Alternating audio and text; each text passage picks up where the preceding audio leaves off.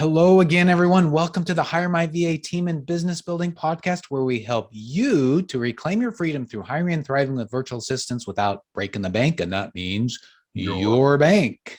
And I'm Dave Braun. I'm here with Larry Broughton, who's my partner in all things coaching. He's a fantastic business and life mentor. And you're coaching me in both areas, Larry. And you're my brother in Christ and just love you like crazy. Thanks. Tell everybody hi, Dave. Well, let's. How long have we known each other now? It's over 20 years. You and I have known each other, and boy, a lot has happened in both of our lives since then, right? And yeah, it's I a would wild encourage ride. folks, please get somebody in your life where you can go on life's journey together, where they support you. Like Dave and I get together every Wednesday with a couple of other buddies of ours, and it's really the highlight of my week, Dave. So thank you. It keeps me going, keeps me honest if I'm being honest with myself. So thanks for going on the journey with me. Awesome. Let's dive into today's topic. Okay, so today's topic is going to be part 2 of a 2-part series. Right. The first part and the second part, the same title, of course, but really the question of the topic is how to be a great boss. And again, this is part 2. In part 1, which was episode 89, this will be 90. We looked at 7 characteristics on how to be a great boss and or a leader. So you don't have to go listen to that one first. You can just stay on this one, but make sure that if you haven't listened to it, go when this is done and listen to that one. You'll get the first 7 because those are powerful. And we do a quick introduction on it, so we do recommend you going and doing it. So again, this is episode 90. We're going to look at the final 8. And Larry, I wanted to mention what you mentioned last time a little bit about. We'll talk a little bit about the word boss really quick. Yeah. But really, folks, for you to get the best out of this, to get the most use of it, as we go through these next 8 characteristics, just mark it down on a scale of 1 to 10, 10 being best, as how you think you rate. And then at the end of listening to the previous one and this one, you'll be able to look at which ones you may not be able to, or you may be rating yourself a little bit poorer on than others, so that you can kind of almost have a little mini roadmap of how to become a better boss, leader, et cetera. Okay. Yep. So, Larry, you want to talk a little bit about the boss terminology?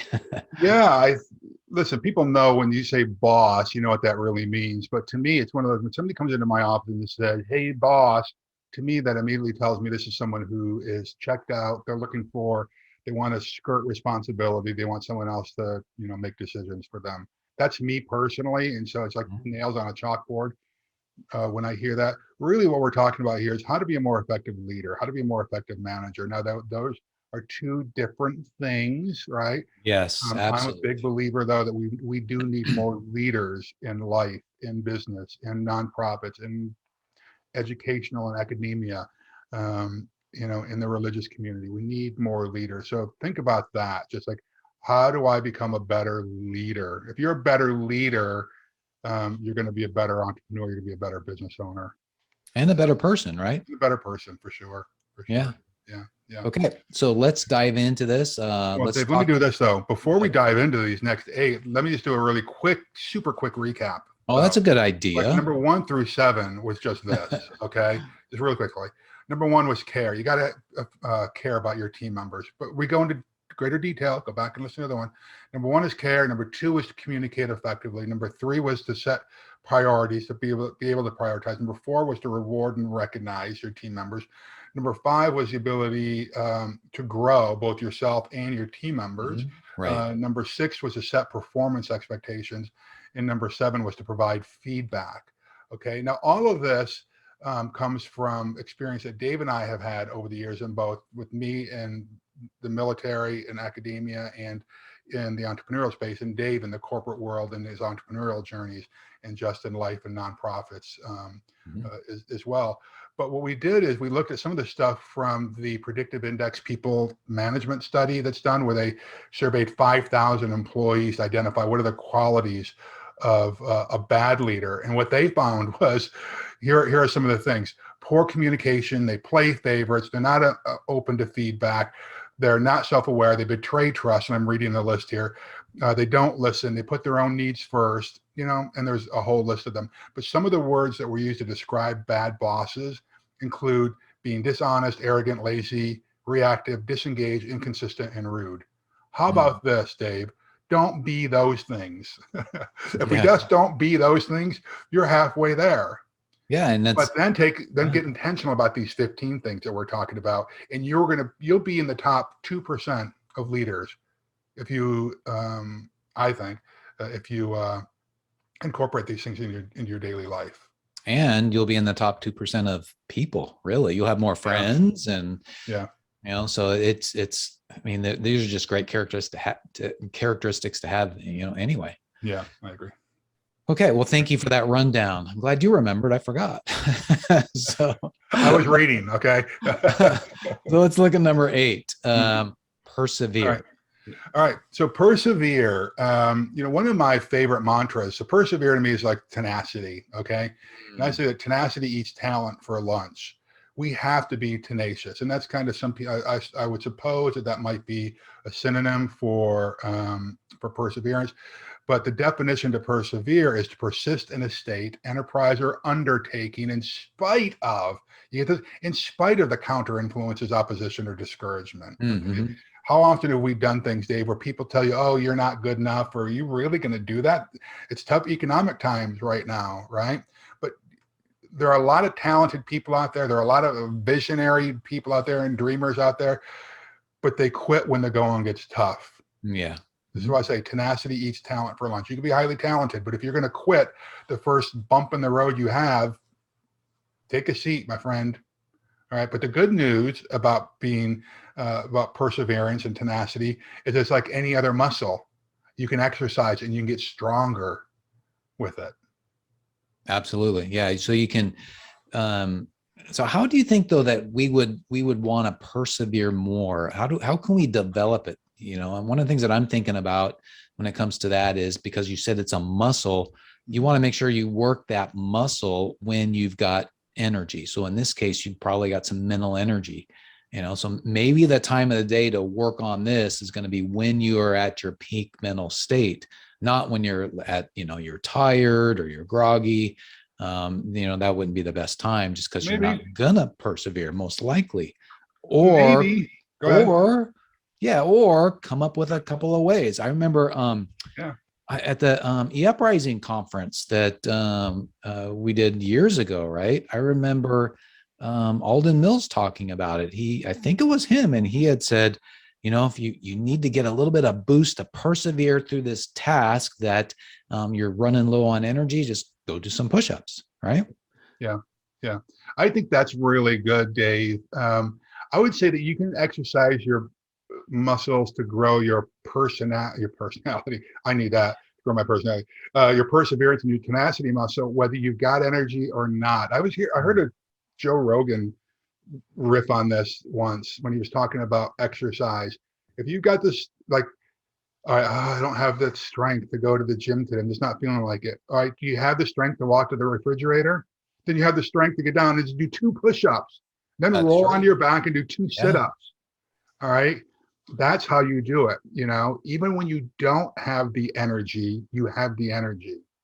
Unless you are terminally diseased and you have wires and attached to you, you've got the ability to do something. Like, again, it might be 2 push-ups, it might be 2 sit-ups. All right. So why am I using that? Because it's physical, right? And you have to be healthy. You have to be in a state of physical health to succeed in life. I'm sorry to say this, but when you look at all the indicators that have been set up for success in life, physical health is one of those. It's one of the predictors of high achievers. Okay. And when you say, well, gosh, yesterday I didn't feel like doing those 2 push-ups or 2 sit-ups, but I did it anyway. It's a little bit, it's a stepping stone to the next one. Well, today I'm going to do 3. Okay. All right. I really don't want to have that tough conversation with that client, but I'm going to do it anyway. No matter what the outcome is, at least I had the conversation. It might go totally off the rails and not have the outcome at all, but at least I started the conversation. And so the next time you build a skill set to guide the conversation a little bit better, to set the expectations for the conversation. It starts with that first step, putting that dusty, bloody boot in front of the other, just that one step the first time. That's how you build it. Start and small. And to do that, I think it helps to have some of these other characteristics that we're talking about. Well, and to have a life traveling partner like I've got with you and you have with me and other mentors and coaches and team members in your life, whether they're in your organization or not, to go to them and say, hey, I'm about to do this really, what I think is this really tough thing. Can you cheer me on? You and I do this with our guys in our men's group all the time, right? Hey, I'm about to go do this. Be thinking about me, Yeah. And if you got a word of encouragement, I'm open to it. Yeah, absolutely. I mean, there's, the last couple of months redoing or re-going in and doing one of my volunteer things. I really needed you guys' prayers and thoughts and your encouragement. And it's, maybe I would have done it anyway. I don't know. But it sure made it a heck of a lot easier to persevere. Right. So that's one of the things. You put some of these tools in place, like we talked about, get the great energy, and then also, have some people around you. It will make it easier to persevere. It really will. Right. Well, let's shift gears to the next one, Dave. What's number 2? So the second one that we're talking about, so this is number 9 then. This will be number 9 for those who are tracking along with us. Yeah. So number 9 in our list of 15 is positivity. And you look up positive and it means so many different things, but the definition that I like to use is the ability to look at the good in any situation and act accordingly. Okay. So to look or to find the good in any situation. And I've had, we've all got a lot of situations that don't turn out as we maybe want or plan, but, I'm a firm believer that the things that happen in my life happen for a particular reason. And the question is, what kind of good can come out of it, as well as having the faith that there will be something good that comes out of it. So I'll give you a quick example of something that happened in my life. And I'm kind of facing that a little bit again, Larry. Remember when I had some neck surgery a few years ago, right? Yep. And oh man, that was a pain in the butt to go through, but getting on the other side of it, there was so many positives. One of the positives ended up being that a lady at Cheryl's work went through the same thing. And so I was able to give her some coaching along the way to say, expect this, do this, consider this. And it helped her to be comfortable in the situation and to be able to have her surgery be a lot more successful and her recovery to be better as well. So how was I able to do that? Because I had a positive attitude, trying to think, okay, what kind of lessons can I learn? What can I take with me that I can potentially impact other folks? Yeah. I am not the smartest tool in the shed. Okay. You're pretty smart though. I'm pretty smart for sure. But I don't have it all figured out. And so I have to remind myself of a lot of things, right? Because I have a lot of negative chatter in my head. And so I live through mantras, and I'm going to share 2 mantras with you. Now, some of my followers have heard me say this before, but the first one is this, Dave: you find what you're looking for. Yeah. If I'm looking for positivity in life, I will see that. If I'm looking for negativity in life, I will see that as well. If I'm looking for positivity in my life partner, I will see that. If I'm looking for their mistakes and the negative, oh, they screwed up again, that is what I will see. All right. So positivity is all around us. You have to look for it though. Yes. Okay? Another thing is this that I think is really vitally important. It has to do with not just what you're looking for, but how do you show up? And that has to do with your attitude. Mm-hmm. Right. And my point is this, that a good attitude won't guarantee victory. Okay. So I wanted to set your expectations. A good attitude won't guarantee victory, but a bad attitude will guarantee defeat. All right. A good attitude won't guarantee victory, but a bad attitude will guarantee defeat. Yeah. All right.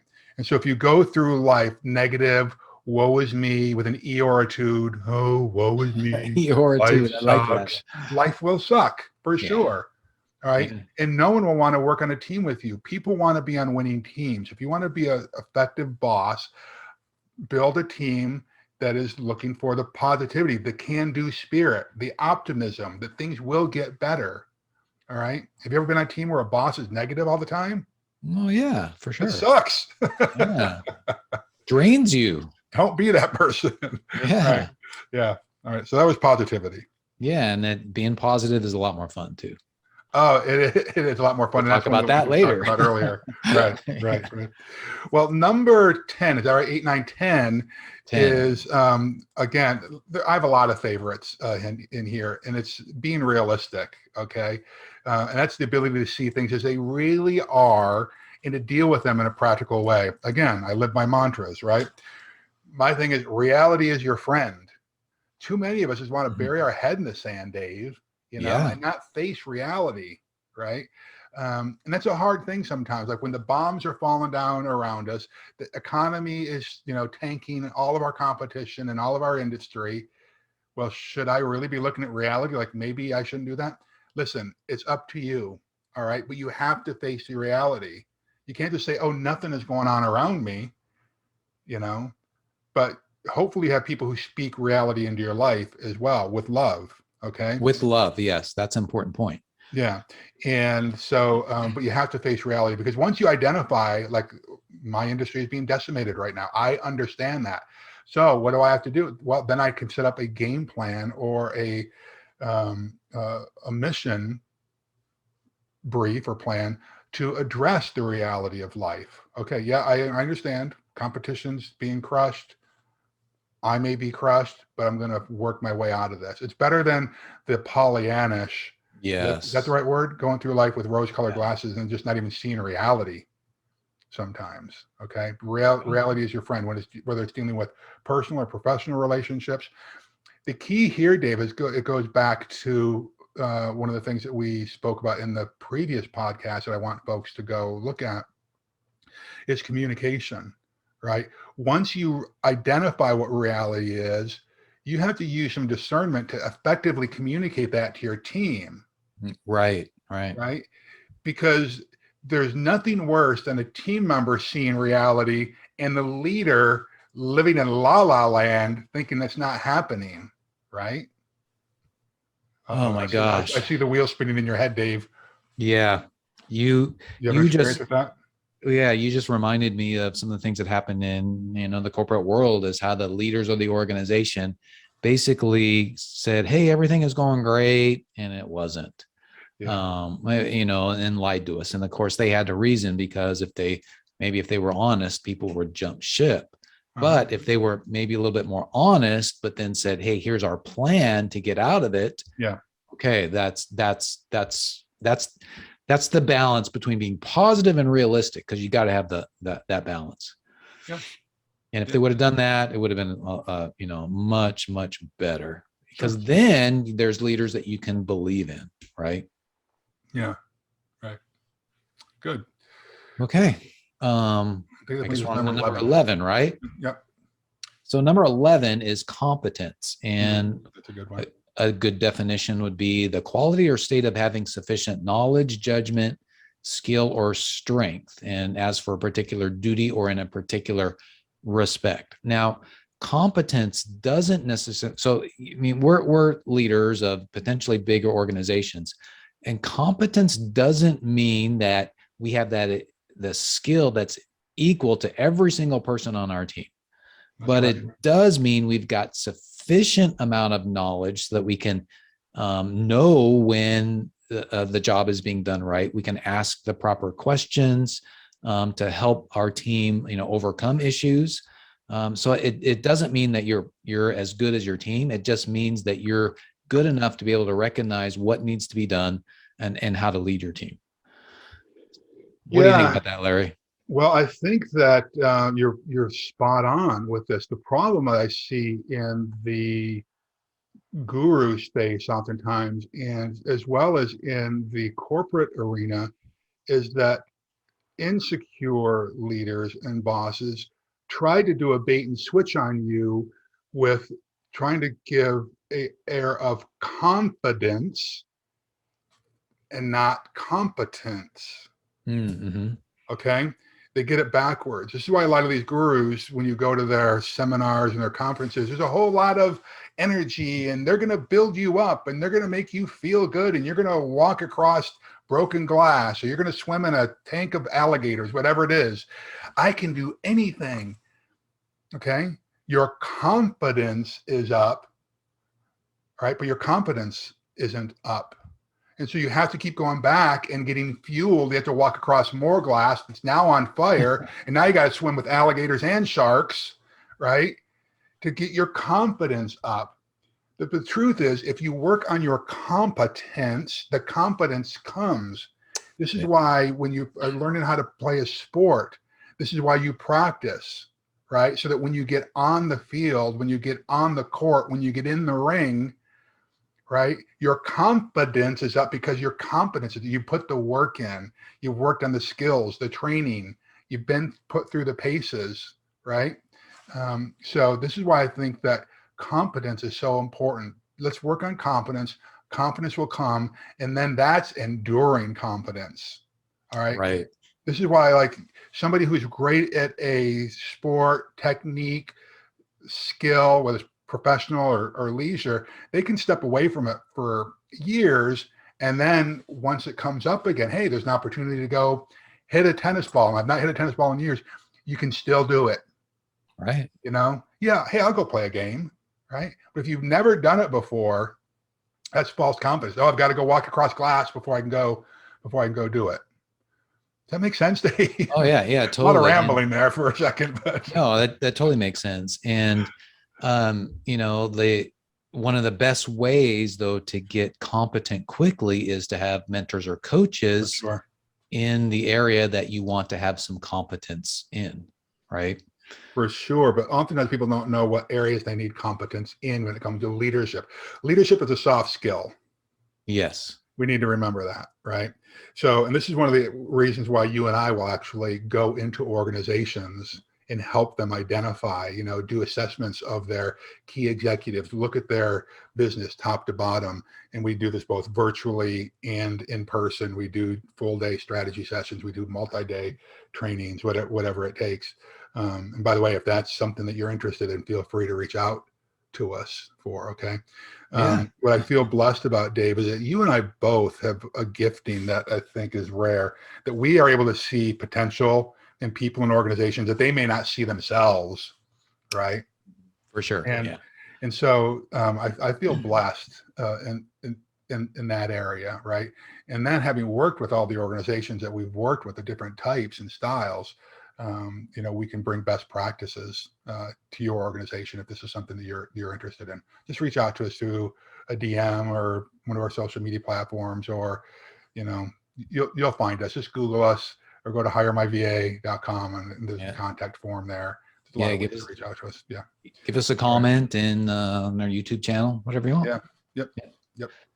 Well, let's jump into number 12. So, Larry, we've talked about number 8 was persevere. Number 9 was positivity. Number 10, realistic. Number 11 was competence.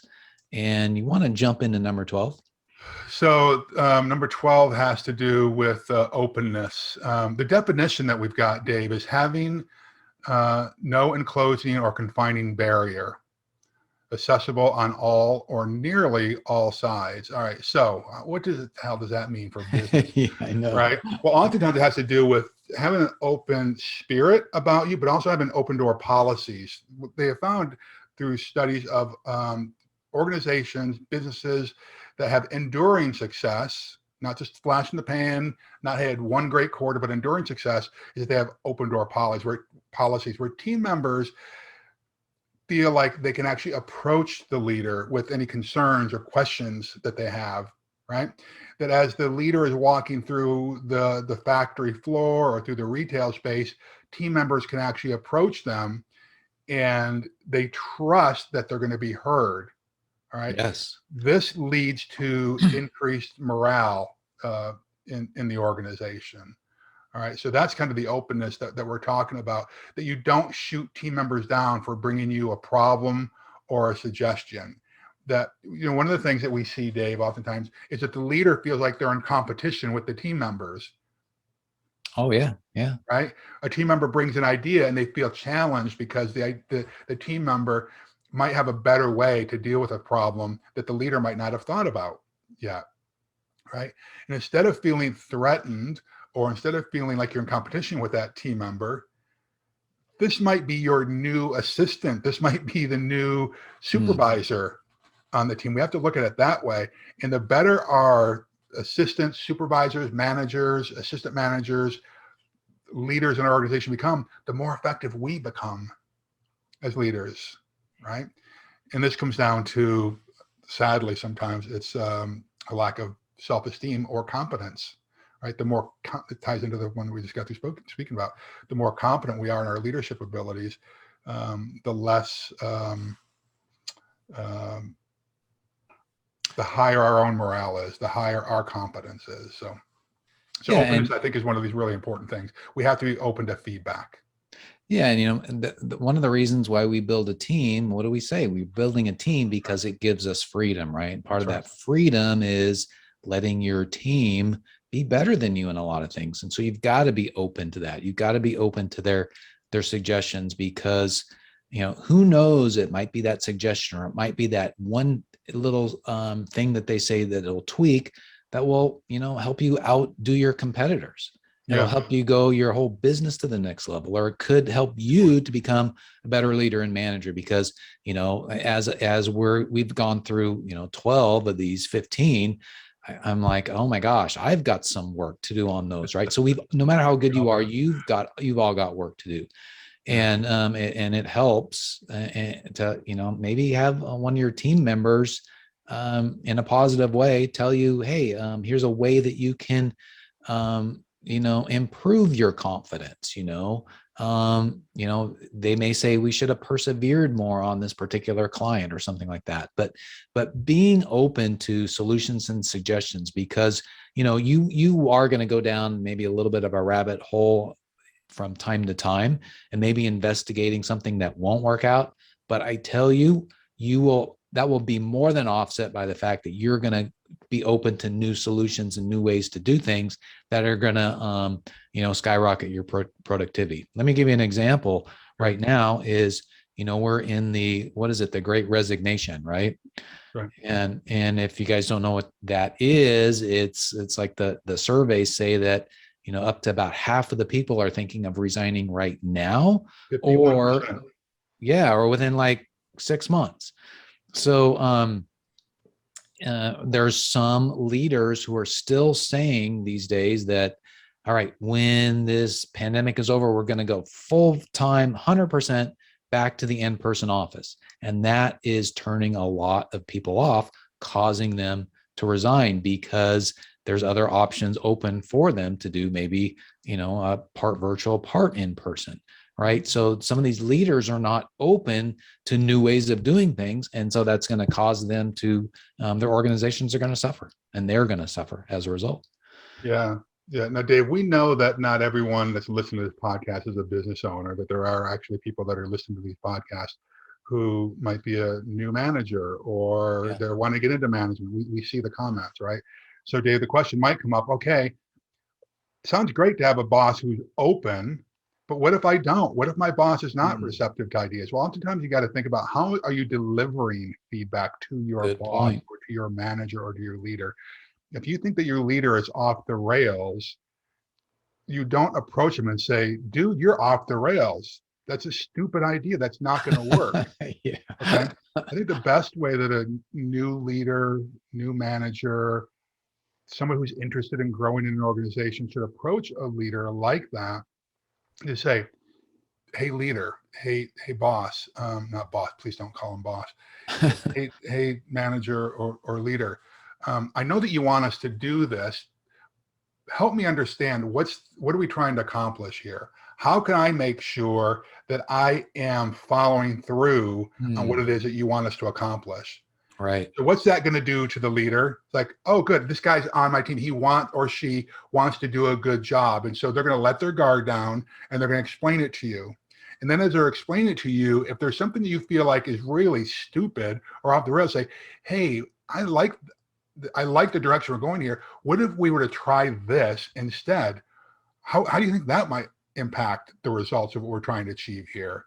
And it might just open up the manager or leader's mind to say, hey, I hadn't considered that. Let's try that as well. Does that make sense? Yeah, absolutely. So it's not just openness from the leader, but you've got it. We, as people who are trying to communicate with our leaders, have to be open to new ideas as well and how to communicate. Yes, it's frustrating to have a leader who's off the rails and making stupid decisions. I get it. Okay. I make stupid decisions sometimes, and it's going to lead us to this next one probably. But be open to ideas and new concepts.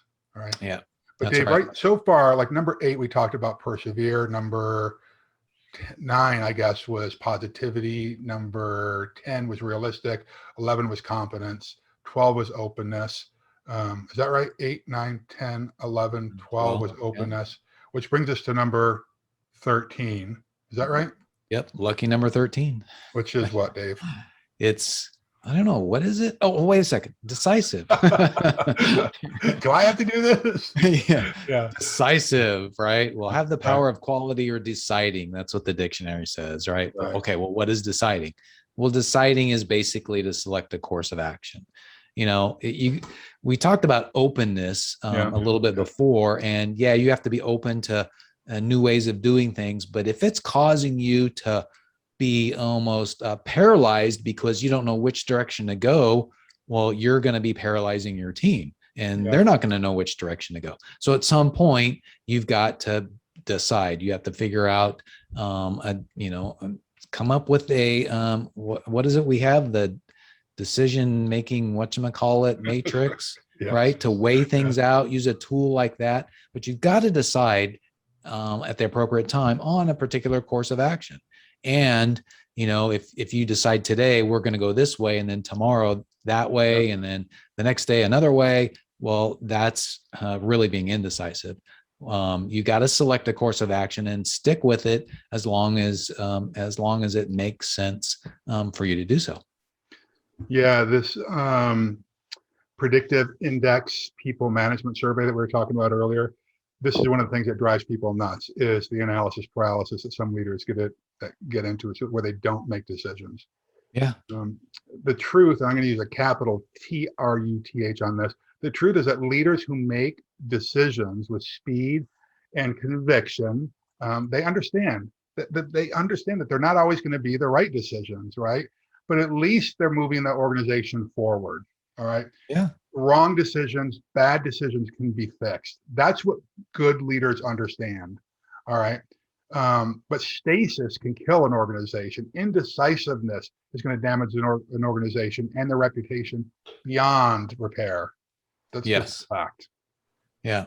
And if this is something that you struggle with, then I think it's a good idea that's why you have mentors and coaches. Talk about it with your mentor, talk about it with your coach, have a trusted a peer when you're in your organization, or just, you got to bring somebody alongside of you that will help you decide. Right. And Larry, that's one of the reasons why you and I are really, really good together, because in the area of deciding, you decide a lot quicker than I do. It sometimes takes me a long time. So we balance each other out. And so more often than not, I believe we make the right decisions. Yes. Yeah, absolutely. Yeah. Absolutely. Yep.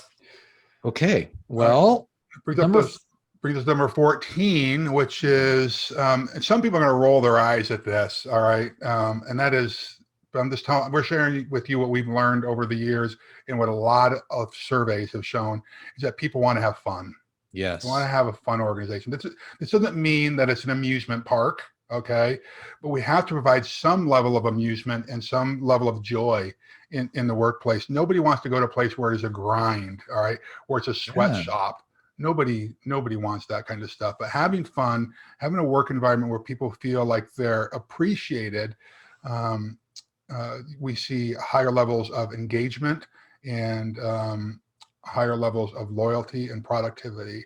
as well. And these can be things like, and I'm not talking about hey, we get to ride segways around the office, or we're going to bounce beach balls around the office all day long. But fun things, if it's fun to you and your team, is like monthly potlucks or birthday celebrations.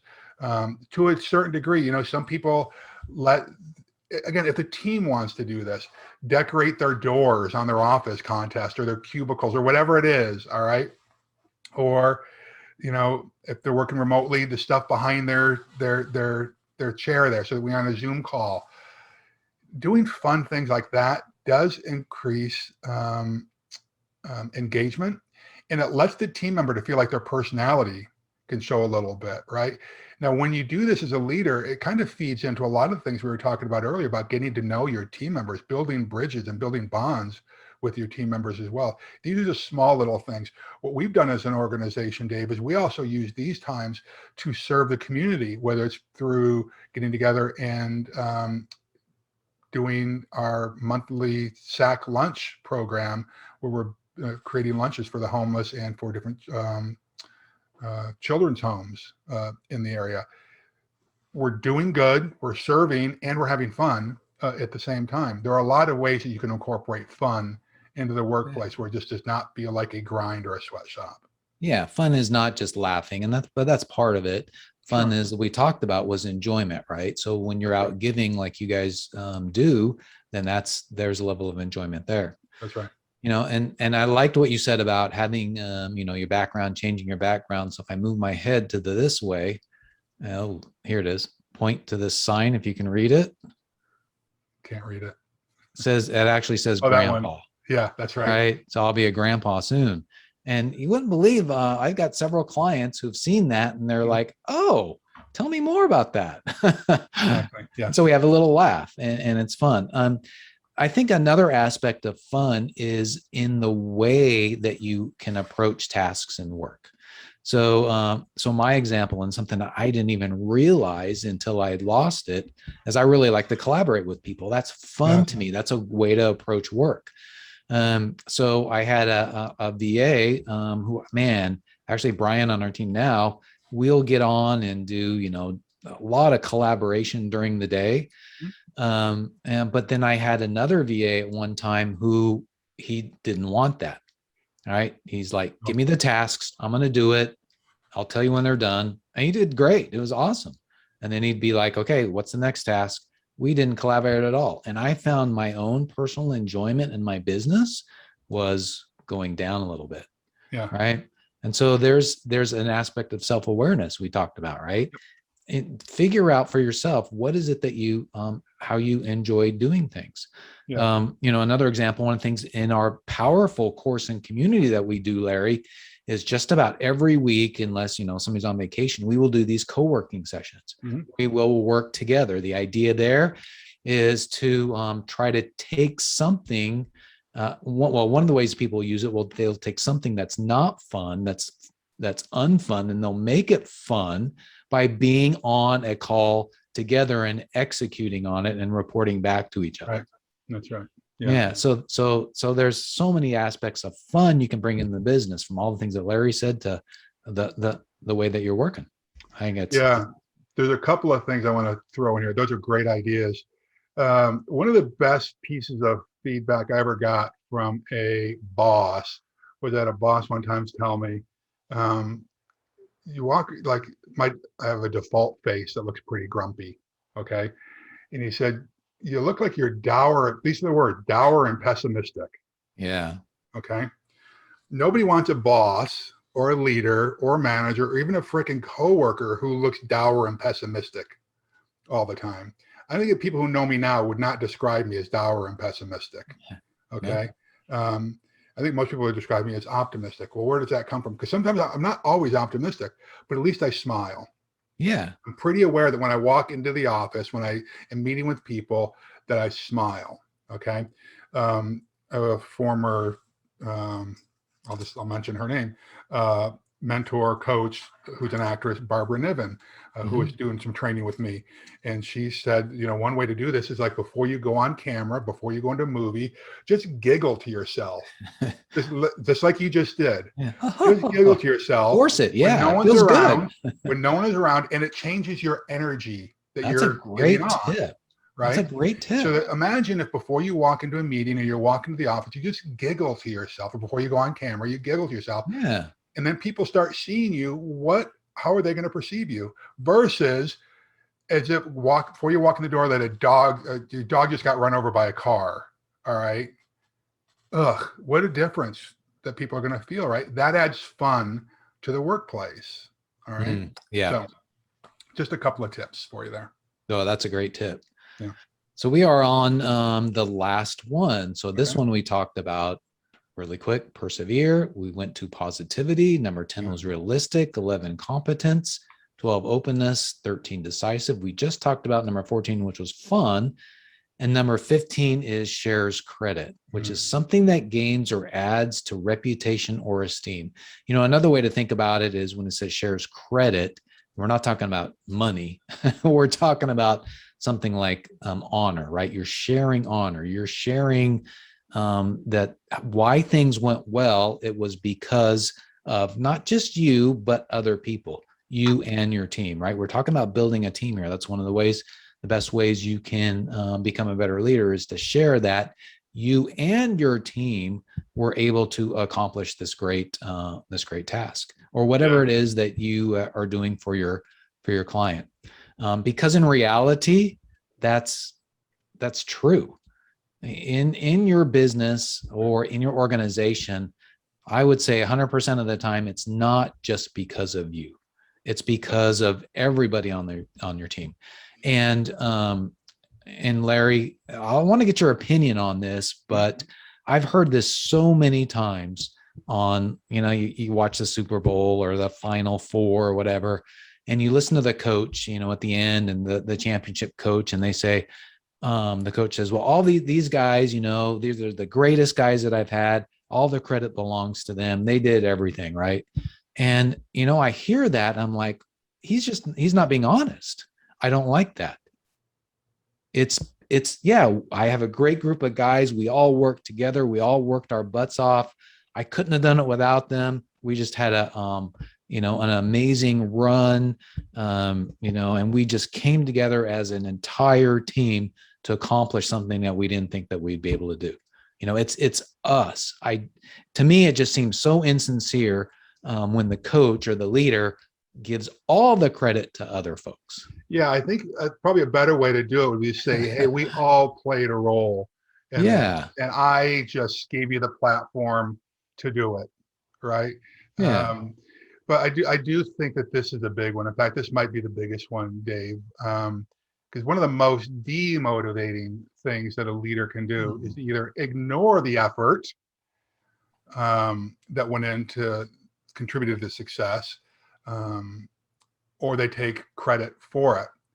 So taking credit for it. Oh, right. Of the options of what you just described, I would rather the owner of that championship team come out and do what you just got through describing, like you guys deserve all the credit, versus saying I did this. Yes. Right. Yeah, I agree. If it weren't for me, you scumbags wouldn't even have the opportunity to do it. So you got to be grateful you scumbags. to me. Right? But we have to give credit. We have to share the credit. When you share the credit, you lift the spirit of your team. When the leader publicly points out the good work that the team members have done, it encourages other people to do good work.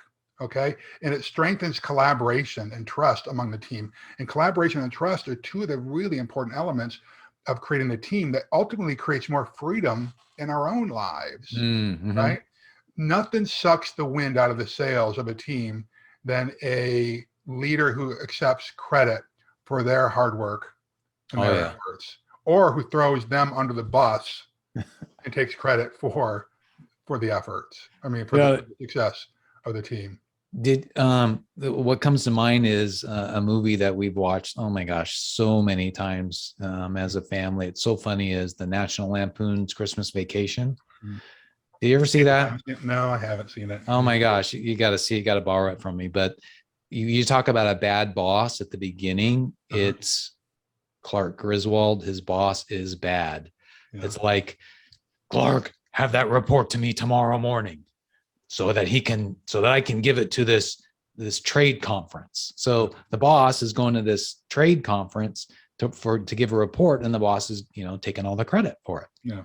And it's like, folks, watch that movie. He's a bad boss. Don't be that boss. Yeah, don't be that boss. But yeah. But yeah, and one of the things that I was thinking of through that too is, and I've seen this happen, is somebody, one of the team members does a presentation. They put all of this work into it together, and then they give it to their manager or their boss, and their manager and their boss presents it and gets all the credit, as opposed to saying, hey, me and my team put this together, or at least having maybe a key member of the team come into that conference or presentation or something like that. So there's definitely great ways to share the credit. But yeah, if you aren't doing that, you are going to demotivate people pretty darn quickly. For sure. For sure. Well, Dave, that was kind of the final 8 of this. This is a reminder, please go back, if you haven't, now that you've watched this one, to go back and listen to the previous episode, which would be episode 89, where we talked about 1 through 7 is, if you want to be a good boss and you have to care for your team, you have to communicate effectively. Number 3 was you have to prioritize goals, projects, etc. Number 4 was reward and recognize your team members. Number 5 is to develop a culture where there's progressive professional development for both you and the team members. Number 6 is to set performance expectations. Number 7 is feedback. And then here in this episode, number 90, we talked about 8 is to persevere. Tenacity eats talent for lunch, you might remember. Number 9 is positivity. Number 10 is to be realistic. Number 11 is competence. Number 12 is openness, have an open door policy. Number 13 is to be decisive. Indecisiveness, analysis paralysis, can kill an organization. Number 14 is to have some fun. And finally, number 15, which a lot of people believe is one of the most important ones, is that to share the credit for successes of the team. Yeah, and as you folks have gone through this with us, hopefully you have maybe rated yourself. And right now, what we want you to do is take a look at a couple of them. Well, first of all, give yourself credit for one of the ones or a couple of them that, you rate yourself on a 7, 8, or 9 that you're doing pretty well at, because I know that there are some that you are doing well at. So give yourself a pat on the back. And then the next thing to do is take a look at 1 or 2 of them that you think that you are, potentially rating yourself kind of low, or you're suffering in a little bit. And, put a comment in where you see this video on YouTube. Put a comment in and say, hey, here's an action or item I'm going to do, or 2 action items, or 3 that I'm going to start doing on a regular basis. Maybe it's a schedule in my calendar, 20 minutes a day, that I'm going to look specifically for something today and for something the previous day that was positive, that worked really well in the organization. And then I'm going to mention to that person, thank you for doing that. So give yourself a few action items here and you do these things, you're going to end up building some momentum. You're going to improve on one of these items, and you're going to build some momentum so that you can then go on to the next one. Yeah. Very good, Dave. All right. This was right. I know these past 2 podcasts were a little longer than we normally do. I hope you find a lot of value in those. As Dave said, please make a comment. Share these if you would as well. All right. Well, everybody, thanks for joining us today and for our little mini series on how to become a better boss, manager, leader.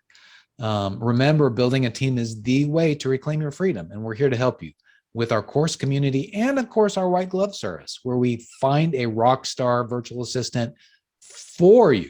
So 3 things we'd love for you to do, and we'd really appreciate it. Number 1, subscribe to this podcast if you haven't already done so, either on your phone or on YouTube. Hit that little subscribe button and the little bell next to it to get reminders.